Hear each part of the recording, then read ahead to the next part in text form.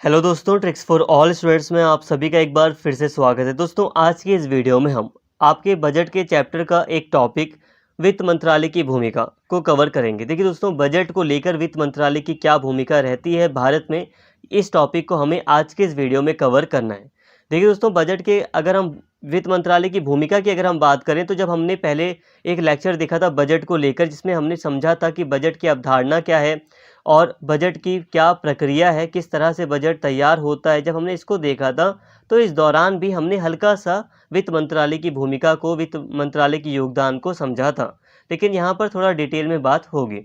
वित्त मंत्रालय द्वारा बजट जांच की क्रिया का मूल्यांकन। सबसे पहले जिसको नहीं पता वित्त मंत्रालय क्या है तो मैं आपको थोड़ा सा आइडिया दे देता हूँ। जो केंद्र सरकार होती है, वैसे राज्य स्तर पर भी होते हैं वित्त पैसे संबंधित विभाग होते हैं, लेकिन जब हम केंद्र सरकार की बात करते हैं तो वहाँ पर आप देखोगे एक वित्त मंत्रालय होता है।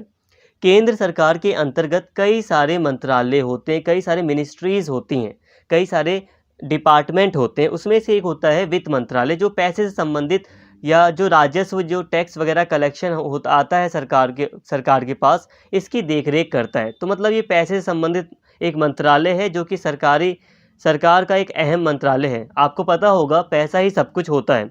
यकीन मानिए, जो जितना पैसे से शक्तिशाली है, हकीकत में वो उतना ही अच्छा काम कर पाएगा या वो ज़्यादा शक्तिशाली हो पाएगा। तो वित्त मंत्रालय के पास पैसा है, तो इसी कारण से ये मंत्रालय भी काफ़ी शक्तिशाली होता है और इसीलिए इसकी भूमिका भी ज़्यादा होती है। इसीलिए यहाँ पर अलग से आपको पढ़ाया जा रहा है। अब यहाँ पे मैं जो पॉइंट्स हैं उनको एक बार अच्छे से रीड कर लेता हूँ ताकि आपको समझा सकूँ। वित्त मंत्रालय के बजट प्रभाग की सूक्ष्म जांच का उद्देश्य व्यय में मितव्ययिता प्राप्त करना होता है। वित्त मंत्रालय अपने सूक्ष्म परीक्षण के समय पूंजीगत अनुमानों, कैपिटल एक्सपेंडिचर्स के लिए योजना आयोग, प्लानिंग कमीशन से परामर्श भी करता है। अब यहाँ पे प्लानिंग कमीशन तो अब है नहीं, तो यहाँ पे आप लिखोगे नीति आयोग से कर सकता है, या फिर आप इस पॉइंट को काट भी सकते हो। ठीक है, नीति आयोग से परामर्श कर सकता है। अदरवाइज अगर कंफ्यूजन लग रही है तो इस पॉइंट को काट देते हैं। ठीक है, क्योंकि अब तो योजना आयोग है ही नहीं, अब नीति आयोग कन्वर्ट हो गया इसमें। अब देखिए, अगर हम बात करें वित्त मंत्रालय की तो दोस्तों, वित्त मंत्रालय जांच करता है किस चीज़ की। जैसे कि अब अलग अलग मंत्रालय क्या होते हैं, देखो अलग अलग मंत्रालय अपना व्यय बता देते हैं। वित्त मंत्रालय बजट तैयार करता है, लेकिन अलग अलग जो विभाग होते हैं, कई सारे, सरकार में तो कई सारे मंत्रालय हैं, कई सारे मिनिस्ट्रीज़ हैं, कई सारे डिपार्टमेंट्स हैं। एक मिनिस्ट्रीज़ के अंदर अलग अलग डिपार्टमेंट है, अलग अलग चीज़ के लिए अलग अलग डिपार्टमेंट है। होम मिनिस्ट्री अलग है, होम मिनिस्ट्री के अंदर कितने सारे डिपार्टमेंट आते हैं।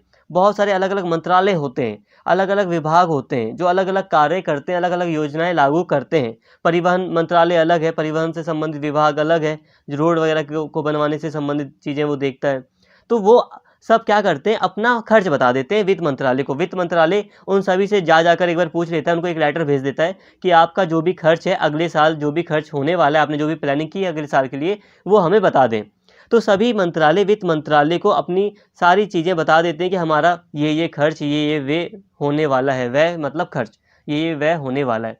अब वित्त मंत्रालय क्या करता है, वित्त मंत्रालय इन सभी की जितने भी प्रभाग हैं, जितने भी अलग अलग डिपार्टमेंट्स हैं, उन्होंने जो भी व्यय बताया है, जो भी खर्च बताया है, उसमें कहीं कोई मितव्ययिता यानी कि फिजूल खर्ची तो नहीं हो रही, इसकी जांच करता है वित्त मंत्रालय।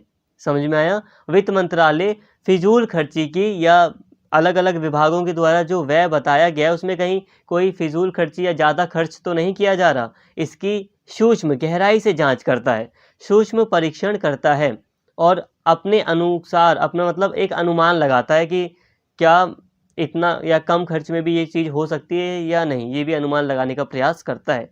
पहले क्या था, वो योजना आयोग से सलाह भी लेता था, बट अब नहीं है योजना आयोग, तो अब योजना आयोग का पॉइंट हटाइए। बजट प्रस्तावों को अंतिम रूप देने के पूर्व उपलब्ध साधनों की सीमितता तथा प्रस्तावित बजट अनुमानों में नीति संबंधी प्राथमिकताओं, पॉलिसी प्रायोरिटीज का विशेष ध्यान रखा जाता है। अब यहाँ पर ध्यान देने वाली बात है, अब बजट को प्रस्तुत करने से पहले जो वित्त मंत्रालय है, ये पूर्व जो साधन उपलब्ध हैं उसकी सीमितता को देख लेता है और एक अनुमान लगा लेता है कि किन किन चीज़ों को हमें पहले प्राथमिकता देनी है। सिंपल सी बात है कि अलग अलग विभाग होते हैं, अलग अलग वो अपने खर्च बता देते हैं कि हमें इतना इतना पैसा चाहिए अगले साल के लिए, हम ये योजनाएं लागू करेंगे। इसके अलावा वित्त मंत्रालय के खुद के भी कई सारे विभाग होते हैं, डिपार्टमेंट्स होते हैं, वो भी अपना खर्च निर्धारित करता है। बट इस दौरान वो अपना रिसोर्स देख लेता है, जैसे कि मेरे पास रिसोर्सेज कितने हैं।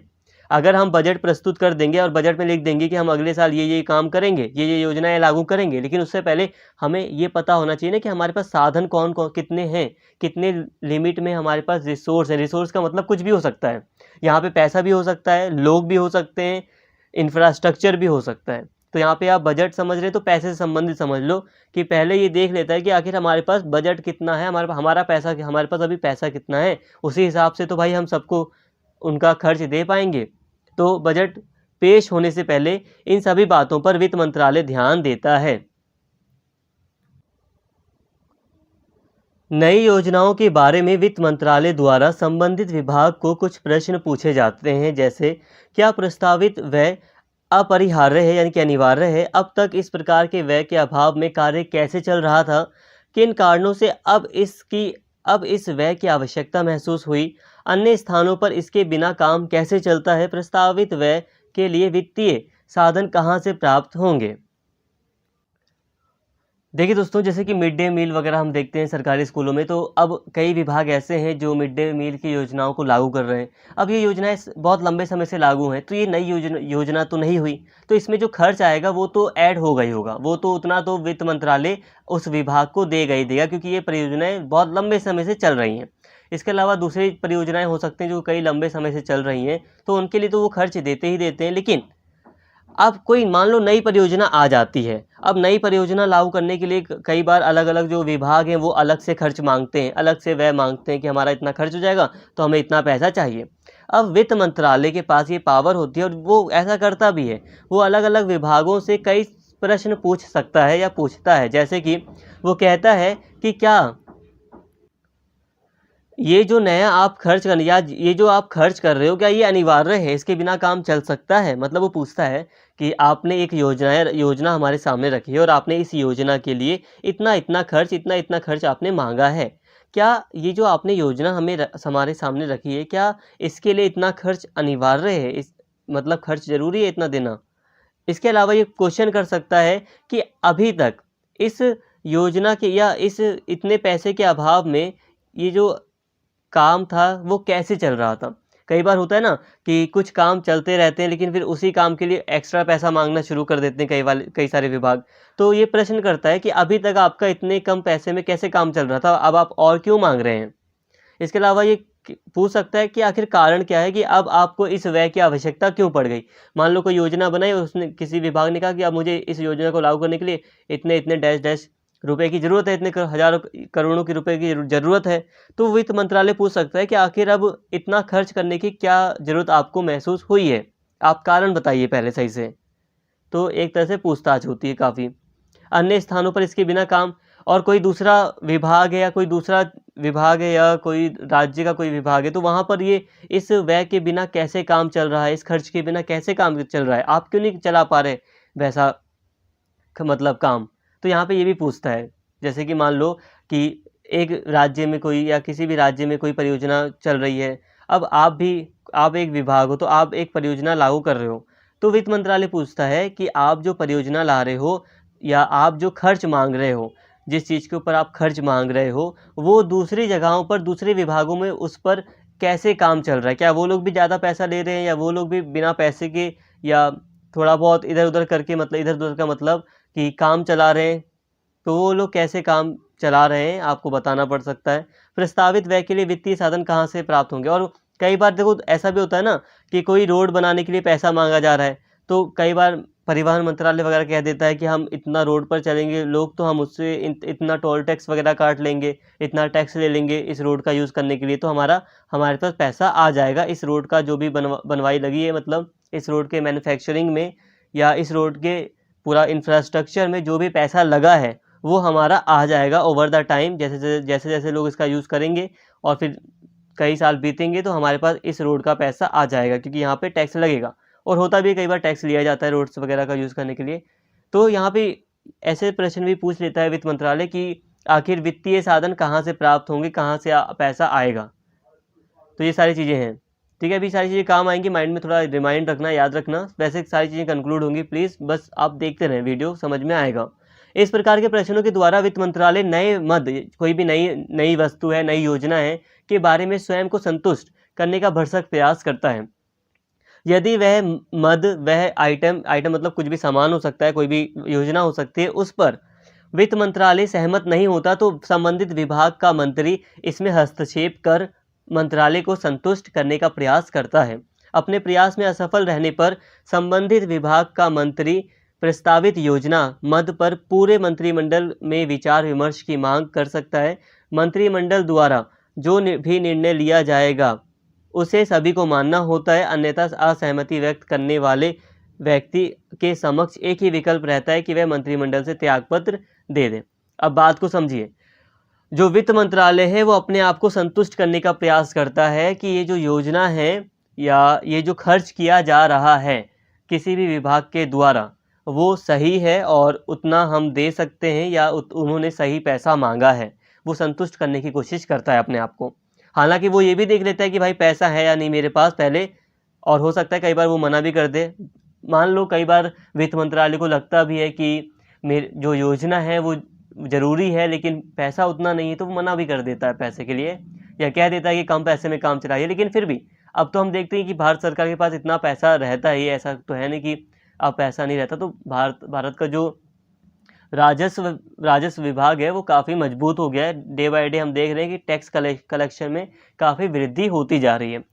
तो नंबर ऑफ डॉलर्स में हम देखते हैं कि कई अरबों डॉलर्स में लगातार वृद्धि हो रही है। तो अगर हम इस हिसाब से बात करें तो वित्त मंत्रालय के पास पैसा तो रहता ही है। अब वो बस ये देखता है कि कहीं कोई फिजूल खर्ची तो नहीं हो रही।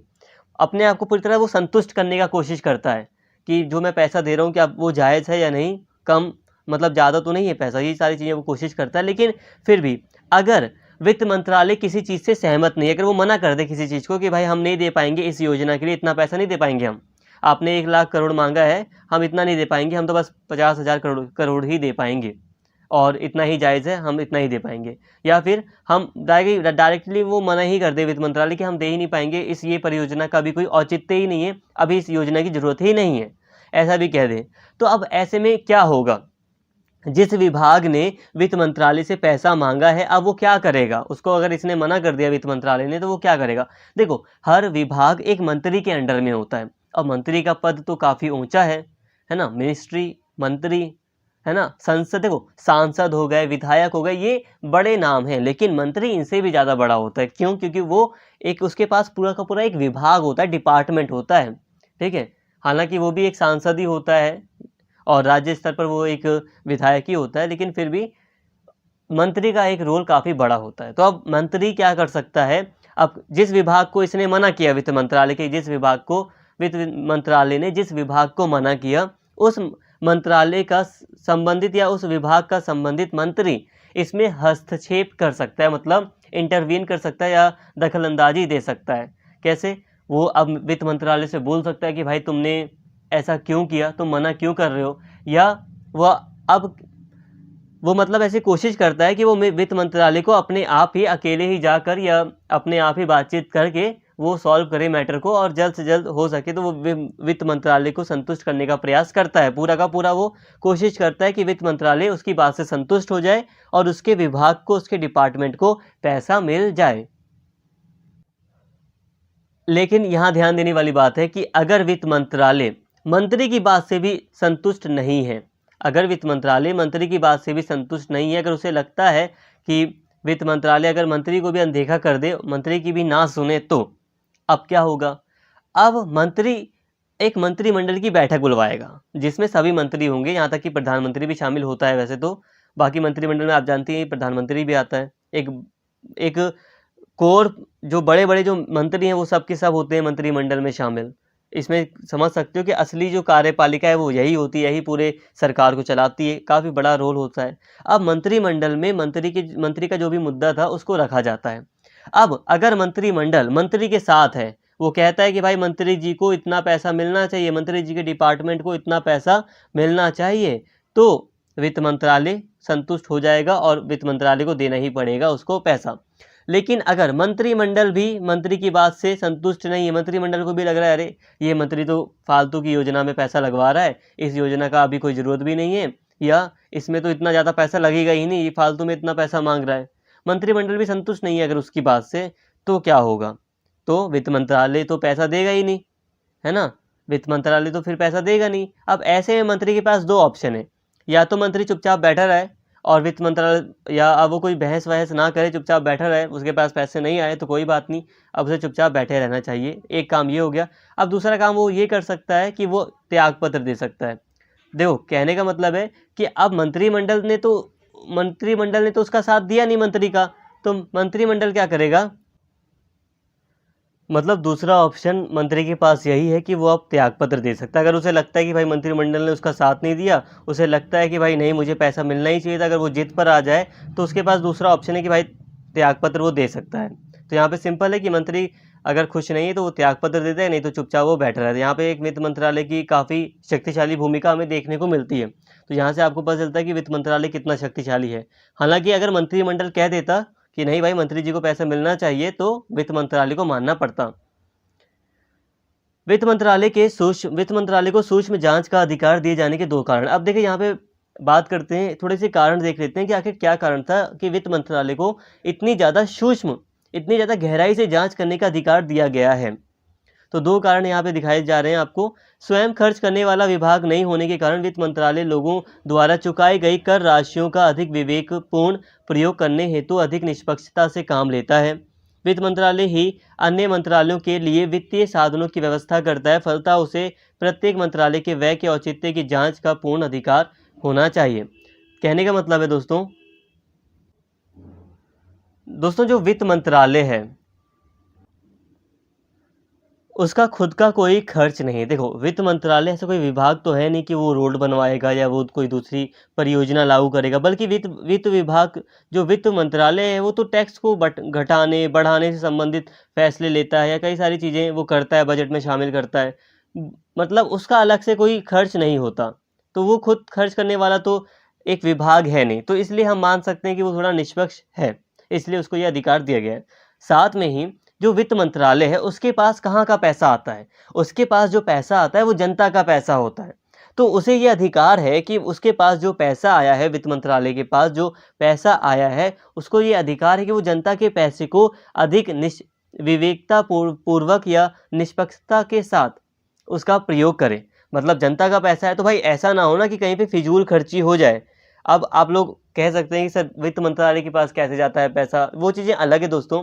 लेकिन वित्त मंत्रालय को पैसा मतलब किस चीज़ का पैसा उसे मिलता है? तो जनता ने जो टैक्स दिया है वही तो सोर्स है, मेन सोर्स तो वही है ना कि वित्त मंत्रालय को वही तो पैसा उसके हाथ में आता है वित्त मंत्रालय के पास, जिसके तहत वो दूसरे विभागों को पैसा देता है। तो ये जनता का पैसा है, इसीलिए वित्त विभाग पर या वित्त मंत्रालय पर ज़्यादा विश्वास दिखाया जाता है कि वो काफ़ी निष्पक्षतापूर्वक कार्य कर सकता है, क्योंकि जनता का पैसा कहीं फिजूल खर्ची में बेकार ना हो, इसलिए उसको ये अधिकार दिया गया है कि वो काफ़ी विवेक से, काफ़ी दिमाग लगाकर सोच समझकर दूसरे विभागों को पैसा दे। इसके अलावा जो भी साधन उपलब्ध कराए जाते हैं पैसे से संबंधित, यानी कि जो भी पैसा दिया जाता है वो अन्य मंत्रालयों को जो भी पैसा दिया जाता है वो कौन देता है? वो वित्त मंत्रालय ही देता है। इसलिए ये उसको अधिकार होना चाहिए कि वो व्यय के औचित्य की जांच कर सके। तो यहाँ पर आपको समझ में आ गया होगा कि वित्त मंत्रालय को ये जो अधिकार दिया गया है, सूक्ष्म जांच का जो अधिकार दिया गया है, वो इसी दो कारणों से दिया गया है कि ये जो खर्च है, वो जो पैसा है, ये जो जनता का पैसा है, इसलिए इसका विवेकपूर्ण प्रयोग होना चाहिए, इसलिए उसको ये अधिकार दिया गया है। साथ में ही जो वित्त मंत्रालय है वही अन्य मंत्रालयों को पैसा देता है, जो कि जिससे योजनाएं लागू होती हैं। तो इसलिए उसको ये अधिकार है कि वो सभी मंत्रालय के व्यय के औचित्य, जो भी खर्च किया जा रहा है वो कितना उचित है, इसकी जांच करें। तो इसलिए उसको ये अधिकार दिया गया है। अब बात करते हैं आय के अनुमान की। सारी चीज़ें अभी कंक्लूड होंगी, बस आप यहाँ पे समझिए। आय का अनुमान, जब व्यय के अनुमानों का कार्य पूरा हो जाता है तो सरकारी आय या राजस्व के अनुमान तैयार करने का कार्य प्रारंभ किया जाता है। बजट के व्ययों को यानी कि खर्चों को पूरा करने के लिए साधन जुटाना भी वित्त मंत्रालय का ही कार्य है। कुछ कर स्थायी कर मतलब टैक्स, यहाँ पे टैक्स है, कुछ टैक्स या कर स्थायी हैं और उनकी दरें संबंधित कानूनों में निश्चित रहती हैं, परंतु अन्य कर जैसे आय कर, सीमा शुल्क आदि संसद द्वारा प्रतिवर्ष प्राधिकृत किए जाते हैं। वित्त मंत्रालय, आयकर विभाग, सीमा शुल्क विभाग केंद्रीय उत्पादन कर से विगत वर्ष में संग्रह की गई सरकारी आय के आंकड़ों के आधार पर आगामी वित्तीय वर्ष के लिए संभावित सरकारी आय का अनुमान लगाने के लिए कहता है और इसके आधार पर नए कर लगाए जा सकते हैं, पुराने करों को समाप्त किया जा सकता है अथवा वे घटाए या बढ़ाए जा सकते हैं। दोस्तों, कहने का मतलब है कि जो वित्त मंत्रालय है वो आय का अनुमान करता है। जब एक बार वो खर्च को देख लेता है, जब वो देख लेता है कि इतना इतना खर्च होना है, तो वो एक बार अपनी आय को भी देख लेता है कि हमें जो पैसा मिलेगा, हम योजनाएं लागू करेंगे, बट हमें पैसा तो एडवांस में चाहिए। एडवांस में जितना हमारे पास है वो ठीक है, लेकिन फिर भी जो परियोजनाएं वगैरह चलती रहेंगी तो बजट तो हमेशा हर साल तैयार होकर बनता रहेगा।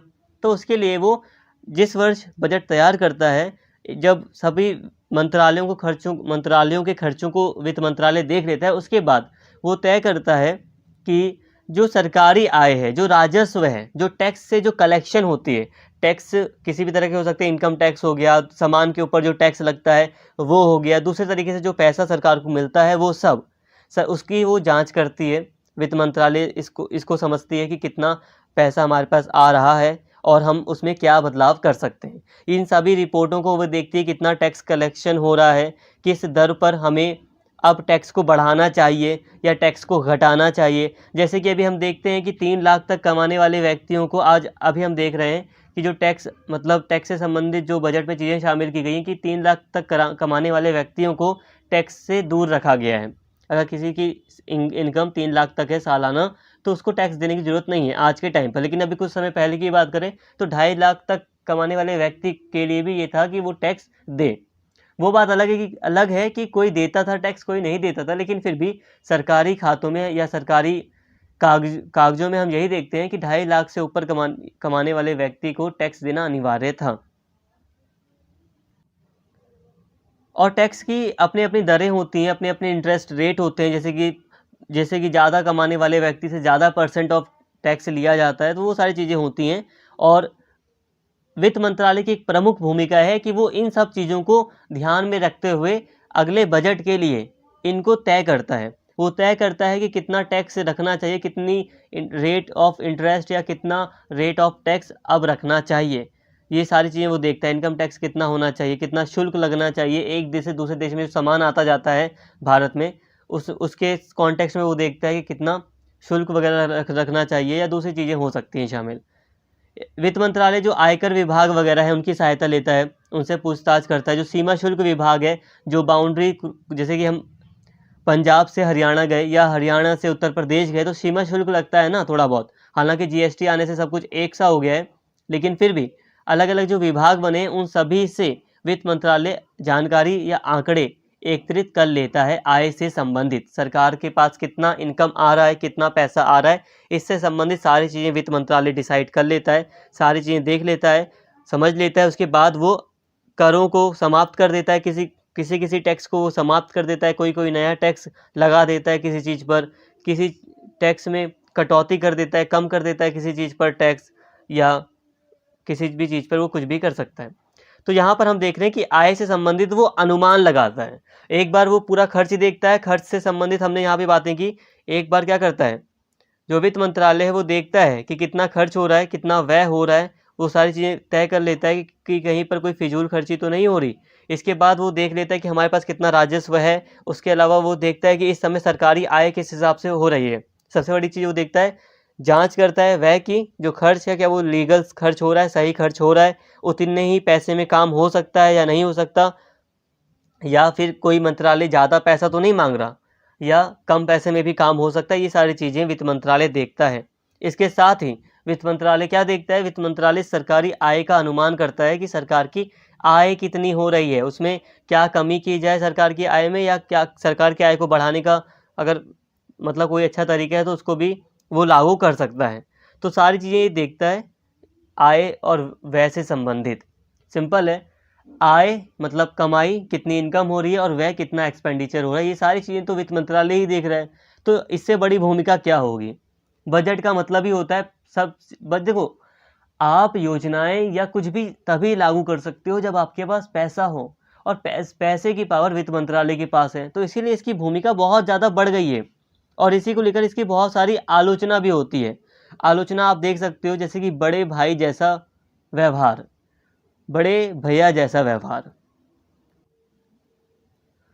दोस्तों अगर आप बात करोगे देश के इंफ्रास्ट्रक्चर की ना, देखो अगर आप हम लोग बात करते हैं ना कि देश में ये होना चाहिए, देश में ये होना चाहिए, हर 1 किलोमीटर पर एक कूड़ेदान के लिए 1-2 बॉक्स रखे होने चाहिए ताकि कोई भी व्यक्ति सड़कों पे कूड़ा ना फेंके, कोई भी किसी व्यक्ति को अगर थूकना भी है, कुछ मतलब थूकना भी है तो वो उस डस्टबिन में थूके, तो हर 1 किलोमीटर पर ऐसा हो, हर 500 मीटर पर ऐसा हो। हम लोग कई सारे आइडियाज़ दे सकते हैं।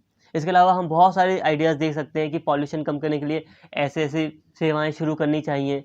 हर घर से जो गाड़ी है आती है वो हर घर से ध्यान से कूड़ा कलेक्ट करे, समय पर आए, या थोड़ा इंफ्रास्ट्रक्चर और बढ़ाया जा सकता है और लोगों को शामिल किया जा सकता है परियोजनाओं में। हम बहुत सारी सलाहें दे सकते हैं, लेकिन आपको पता होना चाहिए कि हमें सलाह देने की ज़रूरत ही नहीं है। बहुत सारे विभाग जो हैं वो ऑलरेडी से बने हुए हैं। एक विभाग नहीं, एक डिपार्टमेंट नहीं है, कई सारे डिपार्टमेंट हैं। एक मंत्रालय नहीं है, कई सारे मंत्रालय हैं, कई सारी मिनिस्ट्रीज़ हैं। अगर उनको उन सबको पैसा मिले तो हो सकता है कि सारे इंफ्रास्ट्रक्चर अपने आप ही खड़ा होना शुरू हो जाएँ। हम देखेंगे कि इतनी सारी मिनिस्ट्री हैं और वो उनके इतने सारे काम हैं, और उन सभी कामों को आप देख लो, उनके जितने भी काम हैं, आपको लगेगा कि अरे इससे तो हमारे देश का पूरा उद्धार हो जाए। परिवहन के लिए अलग मंत्रालय है, वो रोड को देखता है, वो सड़कों को देखता है। बट हाँ, हम अब तब भी देखते हैं कि भाई कई गलियाँ, कई सड़कें खराब हैं। हम बहुत सारी चीज़ें देखते हैं। ऐसा क्यों? तो ऐसा इसलिए है क्योंकि उनको पूरा पैसा नहीं मिल पाता।